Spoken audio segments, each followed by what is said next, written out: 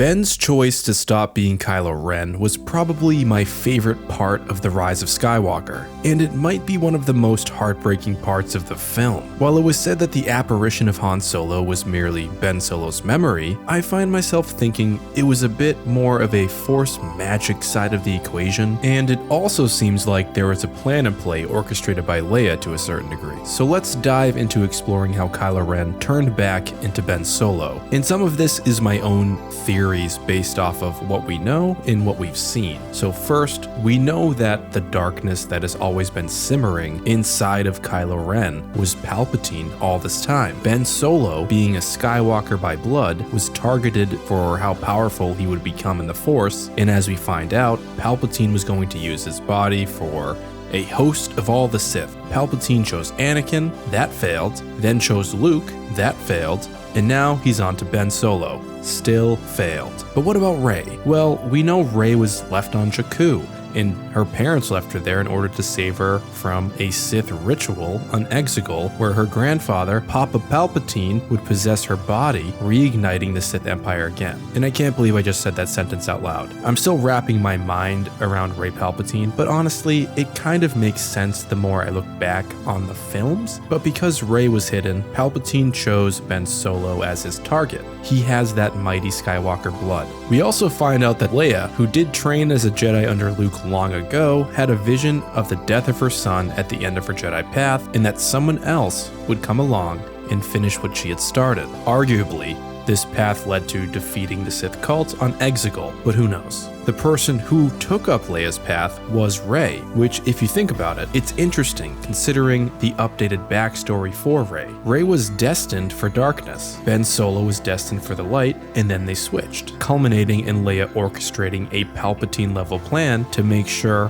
her son didn't die before realigning in the light. At least that's how I'm looking at it. So knowing this, here's what I think pushed Ben back to the light. First, I think it's pretty clear that Leia did something with the Force to eradicate the darkness within her son at the most opportunistic time, which was right before her son was impaled by his own crimson lightsaber. She does this because she knows deep down there is still good in him. It's only being corrupted. Leia chose to use the rest of what she had left in the Force to rid her son of the darkness manipulating him, and she spoke to Ben through the Force, catching his attention. And this stopped him dead in his tracks because not only could Kylo sense Leia doing this, but he was finally free of all those voices telling him he can never go back.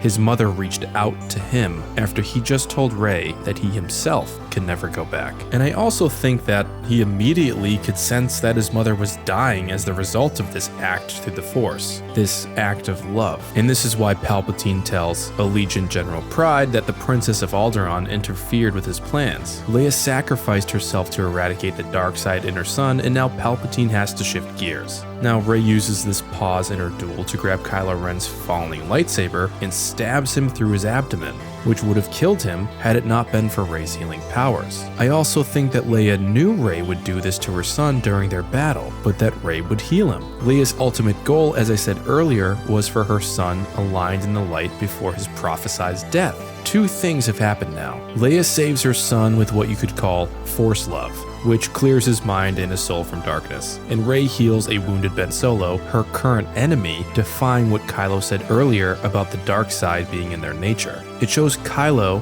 Ben Solo, that even he isn't shackled to the darkness of his bloodline's legacy if he chooses not to be. And now that he is finally free, he can make that choice. And finally, Ben Solo faces his guilt in the form of a memory of his father. However, I also think this was part of Leia's schemings with her son. Remember, Leia's body did not pass into the Force until Ben died from saving Rey. So who knows what she's conjuring up or what's going on. This conversation that Han and Ben have is heartbreaking, even though it's sort of a recreation of the Han death scene in The Force Awakens. But the ultimate takeaway is that Ben finally has a chance to make the right decision one last time, and then he can come home.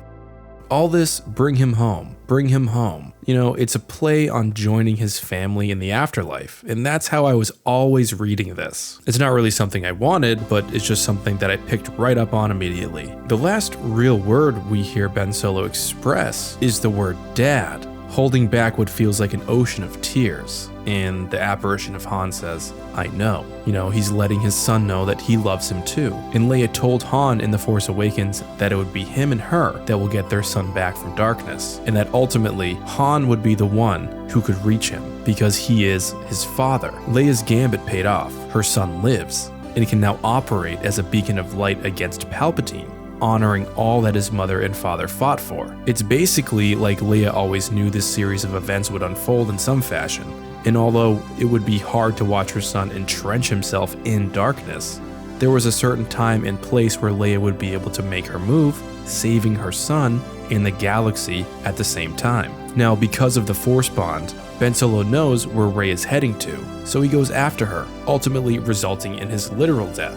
However, his death mimics his mother's own sacrifice. Ben Solo uses everything he has left to bring back Rey from death after finally defeating the Sith once and for all. Ben Solo didn't just stop somebody from dying, he brought someone back from death. Now I get it, Ben Solo's redemption could be looked at as a negative because it did result in his death, but that's why I found Leia disappearing once he died so fascinating. In my headcanon, Leia met her son in the netherworld of the Force to guide him along his journey to becoming a Force ghost. To me, that's why we did not see him at the end of the movie. He's not gone, he's one with the Force now, and potentially a future voice in Rey's ear as she continues her journey as heir to the Jedi Order. So that's it. I hope you have enjoyed my perception on how and why Kylo Ren was redeemed and became realigned in the light.